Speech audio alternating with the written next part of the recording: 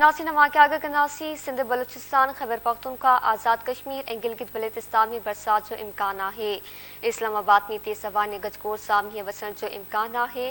ख़बर अवां सां शेयर कयूं पिया। सिंध बलूचिस्तान ख़ैबर पख्तूनख्वा आज़ाद कश्मीर ऐं गिलगित बल्तिस्तान में बरसात जो इम्कान आहे। इस्लामाबाद में तेज़ हवाउनि ऐं गजगोड़ सां मींहुं वसण जो इम्कान आहे।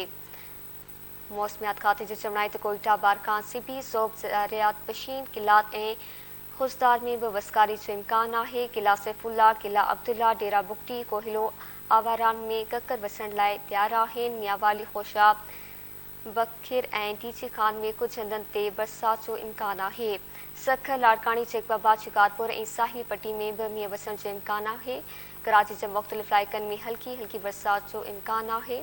मानसेरा, एबटाबाद, सवा, चित्राल ऐं बाजोड़ में भी वसकारी जो इम्कान आहे।